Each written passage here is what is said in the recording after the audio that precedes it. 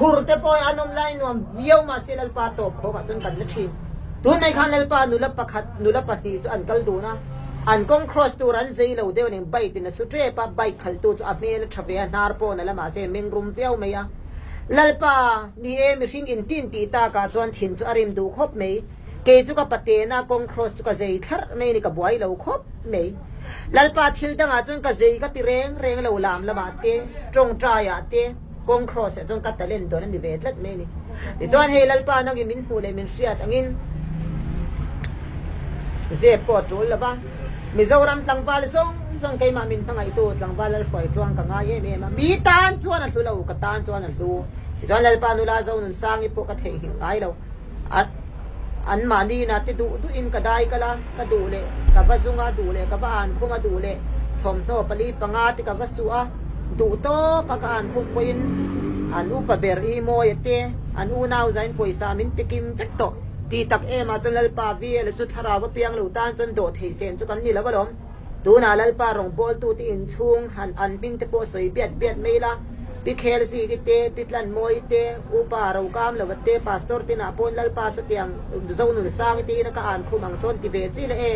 min ngai thei te u lo mei ka pa naw nu pui po kan nom tran tir chuan new tri lai he lo apumin mom ro min ti lom ma se kan om re new tri lai he le tu phel li phel nga bang ro min ti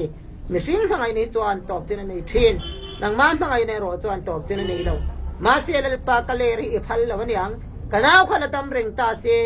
ilal pa konging kima apalian si a amit maintenance si a nula mit si ai te po azei si a ka chapo me donin ka sia ka tan chze turin lal pa ro min rel sa kalom thuk thil ze ni heng ite po soi biat reng ro bol tu in ti tam tak te po hian lal pa tong trai chon min thuk lo Mizoram ma chon ke ba ka bible chiar tam le tong trai pe an bang utang mani in faka sakhi mula bet lo ban tiang ma se zo po in fak lat ke pathian tria minun ni la in ti bet lat lalpa ni e in fak na chen tur chu om ve lo mi hring che in fak ai chu in rel kan du mi chan chi ni a che zo in kan soi ke nge po lalpa mi pakhatin vi la chu hurlam thu soi chuan anui huaw ma min ti do ten min lo tia do lalpa chitin reng in do tin min tin sa ka thian pa dam lai khan anin ti te min ti si le baby te chuan kanin ti der si la lalpa khati khan do ten min ti ma se lalpa an ni min ti ka boy lo mi ten min ti bang vi le lalpa ka te la ka lian chuang lo ka ngai reng ani ti min sian ti lang se mi ti va che tur ka ni lo ke ma nge ka poi mo lalpa tu te po soi sel kai lo chuan om lo tu te po an lalpa soi sel an lo ken zoram thang te po chan chin bu a che thei ang berin an ti ni lo mi vi le chu ti tak e ma ton mi ten in han ti bok ma se le e chan chin bu a che em so ka min ti em chon lo om la bani i khongai na zara amero chu lalpa ke ni chu mi pa ngai vak lo mi ang vak lo mi hui phai kan ni ale ala nga changin min ti ni me ya